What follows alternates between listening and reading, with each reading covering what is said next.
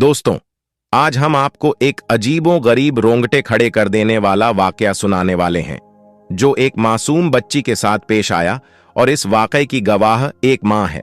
जब एक बाप ने अपनी ही बेटी से शादी कर ली, फिर उस बाप पर अल्लाह ताला का अजाब कैसे नाजिल हुआ, इस वाक्य को दिल थाम के सुनिए दोस्तों। एक बाप का अपनी बेटी के साथ कैसा रिश्ता होता है, ये सब जानते हैं। बाप बेटी का मुहाफिज होता है, पर कुछ बदन बाप जो अपनी बेटी की भी इज्जत नहीं करते। आज जो वाक्य है उसी शराबी बाप का है। यह कोई मनगढ़ किस्सा नहीं, बल्कि सच्चा वाक्य है उसकी मां। इस वाक्य को सुनाते हुए कहती हैं कि मुल्क शाम में हमारा खानदान आबाद था। मेरे मां बाप ने मेरी अच्छे घर शादी की। एक कुदरती हादसे में मेरा शौहर दुनिया से चला गया। मेरे मां बाप भी मर चुके थे। मैं बिल्कुल बेसहारा थी, भाइयों पर बोझ थी। मेरी एक बेटी थी। मेरे भाइयों और भाभियों ने मिलकर एक शराबी आदमी से पैसे लेकर मेरा रिश्ता तय कर दिया, यानी कि मुझे बेच ही दिया। मैं सब्र करके उसके साथ चली गई। वह मेरी उम्र से काफी बड़ी उम्र का इंसान था। मैंने सोचा सुख तो मिलेगा, खाने के लिए 2 वक्त की रोटी तो मिलेगी, मेरी बेटी की जिंदगी तो संवरेगी। उसका एक छोटा सा घर था जिसमें हम दोनों मियां बीवी और हमारी इकलौती बेटी रहा करती थीं। शुरू में तो वह मेरी बेटी को अपनी ही बेटी मानता, क्योंकि मेरी बेटी ने पैदा होते ही अपने बाप को नहीं देखा। जब से होश संभाला, वह इसी को अपना बाप कहने लगी। मैं जब हमल से थी तब बहुत इबादत करती थी, साबिर और शाकिर भी थी, इसलिए मेरी बेटी में भी वह सारे गुण थे। वह भी मेरी तरह इबादत गुजार थी। मेरी बेटी ने कभी गुनाह की तरफ कदम नहीं उठाए थे, बल्कि वह एक फरमाबरदार लड़की थी। मेरा शौहर कोई अच्छा इंसान नहीं था। वह शराबी, जुआरी और जानी था। वह घर जब भी आता नशे में धुत होता, कभी बेटी को मारता, कभी मेरी पिटाई कर देता। मेरी कमसिन बेटी साबिर और शाकिर थी। वह बस अल्लाह पाक से दुआ करती कि या अल्लाह मेरे बाप को हिदायत दे दे। वह अपने काम से काम रखती थी और मैं दूसरों के घरों में बर्तन धोकर अपना और अपनी बेटी का पेट पाल रही थी। उसके बाद जब मैं उसके पास जाती भी थी तो वह मुझे मारता और कहता, तू यहां से निकल जा वरना तुझे भी मार दूंगा। मैं नहीं बता सकती कि मैंने अपनी बेटी को उसके कैद से निकालने की कितनी कोशिशें की। मैं तो काम पर भी नहीं जाना चाहती थी, लेकिन वह मुझे धक्के मारकर घर से निकाल देता और उसके बाद दरवाजा बंद कर देता।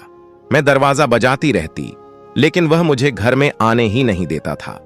2 दिन गुजर गए। मेरी मासूम नन्ही बेटी जालिम की कैद में थी। और फिर एक दिन जब मैं लाचार बेबस मां घर में दाखिल हुई तो मुझे अपनी बेटी के चिल्लाने की आवाज आई। लेकिन अब उस चिल्लाने में बहुत कुछ था। ऐसा लग रहा था कि वह अल्लाह ताला को पुकार कर कह रही हो कि रब्बे करीम कायनात के मालिक, तू तो देख रहा है ना, मेरी इज्जत के मुहाफिज ने मेरी इज्जत को पामाल कर दिया। जिसको तूने मेरे लिए मेरी इज्जत की हिफाजत के लिए बनाया, उसने तो मेरी दुनिया ही उजाड़ दी। यही मेरी इज्जत का लुटेरा निकला। मैंने तो अपने सगे बाप को देखा भी नहीं था। जब से होश संभाला इसी को बाप माना। रब्बे करीम, उस वक्त जलजला क्यों ना आया, जमीन क्यों ना आज तेरी बंदी लुट गई। मैं तुझको गवाह बनाकर आज इस बाप को बददुआ देती हूं कि मेरे बाप पर ऐसा अजाब नाजिल करना कि यह तड़प तड़प कर मरे।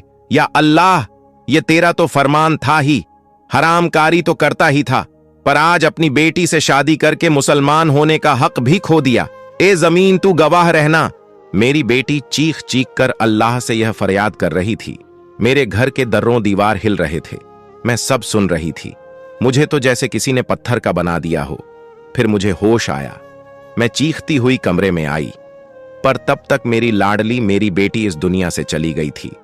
उसके बाप के गुनाह ने उसे खा लिया था। मैंने नफरत से उस शैतान को देखा जो मुझे देख रहा था। मुंह से कुछ नहीं निकल रहा था। अपना काम दिखा चुका था, दरिंदगी निकाल चुका था, पर अब क्या कर सकती थी। कुछ देर की लज्जत और कुछ देर के गंदी ख्वाहिश के लिए इसने तो सब बर्बाद कर दिया। मैं इसका गिरेबान पकड़कर कहने लगी, जालिम इंसान, वहशी आदमी, तूने क्या कर दिया। मेरी फूल जैसी बेटी को वहीं धक्का देकर अपनी बेटी के पास आई। मैं तड़प गई थी, क्योंकि मेरी बेटी अब दुनिया में नहीं थी और मेरा शौहर नशे में डूबा हुआ अपनी दरिंदगी और अपनी हवस निकाल चुका था। काश मेरा भी दम निकल जाता। अपनी बेटी को अपने हाथों में उठाकर बाहर लाई और उस पर चादर उड़ाई। किस तरह से मैंने उसके कफन दफन का इंतजाम करवाया। यह एक मां का दिल ही जानता है। जब उसकी बेटी को दफन किया जा रहा हो, लोग बताते हैं कि तेरी बेटी का तो चांद सा चेहरा था। वहां के लोगों ने मुझे बताया कि आपकी बेटी बहुत पाकीज़ा थी। लोगों की बातें सुनकर तो मेरा दिल कर रहा था कि मैं उस आदमी का गला दबाकर मार दूं। मैं वापस घर आई और उस शराबी से सारे रिश्ते खत्म करना चाहती थी, और जैसे ही उसके कमरे में आई, एक दर्दनाक हलना मंजर देखा।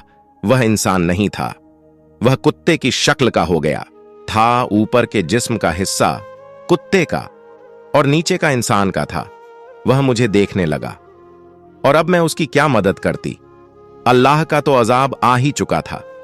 अल्लाह पाक ने उसे कुत्ता बना दिया था, क्योंकि मेरी बेटी ने अपने अल्लाह को गवाह बनाया, तो कुदरत कैसे उसकी बात को ठुकरा। मेरी पाकीज़ा बेहया बेटी जन्नत में चली गई, और उसका बाप दुनिया में अब अजाब झेल रहा था। उसके नीचे का हिस्सा अजीब सी मखलूक होना शुरू हो गया।